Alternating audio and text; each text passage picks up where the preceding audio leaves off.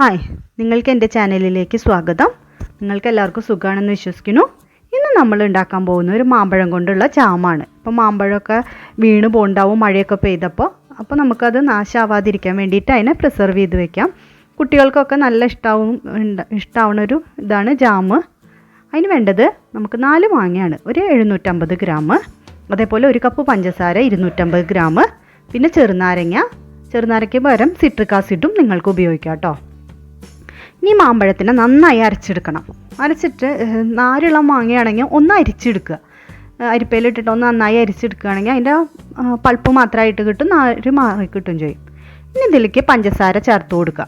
എന്നിട്ട് ഇതിനെ നന്നായിട്ട് വേവിച്ചെടുക്കണം. പഞ്ചസാരയും കൂടിയും ചേർത്തിട്ട് അരയ്ക്കുമ്പോൾ വെള്ളമൊന്നും ചേർക്കരുത് കേട്ടോ. വെള്ളം ചേർത്ത് കഴിഞ്ഞിട്ടുണ്ടെങ്കിൽ ഇത് കുറേ സമയം എടുക്കും വരട്ടിയെടുക്കുക. അല്ലെങ്കിൽ നമുക്ക് ഒരു അരമണിക്കൂർ കൊണ്ടൊക്കെ തയ്യാറാക്കി എടുക്കാൻ പറ്റുന്ന ഒരു ജാമാണിത്. അധികം സാധനങ്ങളും ആവശ്യമില്ല, നല്ല ഒരു ജാമായിട്ട് നമുക്ക് കിട്ടും ചെയ്യും. ഇപ്പോൾ ഉണ്ടല്ലേ, ഇപ്പോൾ ആ പഞ്ചസാരയൊക്കെ അലിഞ്ഞ് ഒരുവിധം ആയി തുടങ്ങിയിട്ടുണ്ട്. പിന്നെ ഒന്നും കൂടിയും കുറച്ച് സമയം കൂടി ഇട്ടിട്ട് വേവിച്ചെടുക്കണം. ഭയങ്കര നല്ല തീയിലിട്ടിട്ട് വേവിക്കേണ്ട ആവശ്യമില്ല, ഒരു മീഡിയം തീയിലിട്ടിട്ട് വേവിച്ചാൽ മതി കേട്ടോ.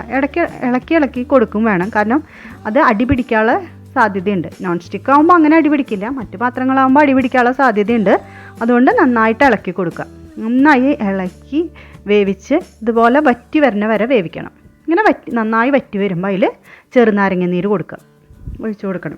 ഇനി സിട്രിക് ആസിഡാണ് ചേർക്കണതെന്ന് വെച്ചാൽ അതൊരു ടീസ്പൂണ് വെള്ളത്തിൽ ഒന്ന് അലിയിച്ചിട്ട് വേണം ഒഴിച്ചു കൊടുക്കാൻ. ഈ ചെറുനാരങ്ങയുടെ പകുതി അളവ് മതി സിട്രിക് ആസിഡ് കേട്ടോ. രണ്ടും കൂടി ചേർക്കേണ്ട ഏതെങ്കിലും ഒന്ന് ഏതാണോ ഉള്ളത് അതനുസരിച്ച് ചേർക്കുക. ചെറുനാരങ്ങ ഇപ്പോൾ എല്ലാവരുടെ വീട്ടിലും ഉണ്ടാവില്ല, അതുകൊണ്ട് നമുക്ക് എളുപ്പമുണ്ടാവും ചേർക്കാൻ. കണ്ടില്ലേ, ഇപ്പോൾ അത് നന്നായിട്ടായിട്ടുണ്ട് വേണ്ടോ. അപ്പോൾ നമുക്കറിയാം, ആ കയ്യിലോണ്ട് ഒഴിച്ച് നോക്കുമ്പോൾ ഇങ്ങനെ പെട്ടെന്നാവില്ല വീഴുണ്ടാവുക, മെല്ലെ ഒറ്റിയിട്ടാവും വീഴുണ്ടാവുക. അതാണ് അതിൻ്റെ ഒരു പരുവം. ഇനി നന്നായിട്ട് ആയോ എന്ന് അറിയാൻ വേണ്ടിയിട്ട് നമുക്കൊരു കാര്യം ചെയ്യാം, ഒരു പ്ലേറ്റിൽ ഒഴിച്ച് നോക്കും, കുറച്ച് ഒഴിച്ച് നോക്കിയിട്ട് അതിനൊന്ന് ചെരിച്ച് പിടിക്കുമ്പോൾ അത് വീഴണില്ല എന്ന് വെച്ച് കഴിഞ്ഞാൽ കണ്ടോ, ഒഴുകി വരുന്നില്ല എന്ന് വെച്ചാൽ നമ്മുടെ ജാം ആയി എന്നാണ് അതിനർത്ഥം.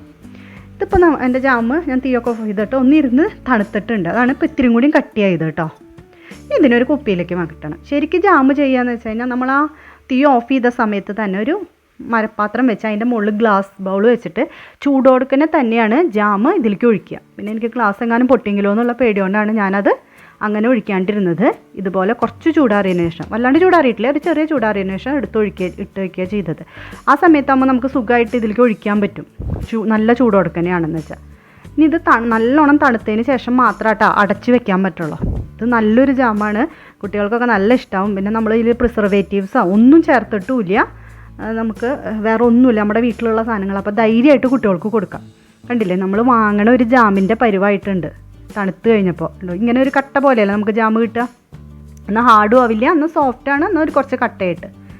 കണ്ടില്ലേ, നിങ്ങൾ ഉണ്ടാക്കി നോക്കണം. നിങ്ങൾക്ക് ഇഷ്ടമാവുകയാണെന്ന് വെച്ച് കഴിഞ്ഞാൽ ഒന്ന് എൻ്റെ ചാനൽ ലൈക്ക് ചെയ്യും, ഷെയർ ചെയ്യും, സബ്സ്ക്രൈബും ചെയ്യണേ. സബ്സ്ക്രൈബ് ചെയ്യുമ്പോൾ ഓൾ എന്ന ബട്ടൺ ഒന്ന് അമർത്തണേ, എന്നാലാണ് ഞാനിടുന്ന വീഡിയോസിൻ്റെ നോട്ടിഫിക്കേഷൻ നിങ്ങൾക്ക് കിട്ടുള്ളൂ. Thank you for watching. Take care.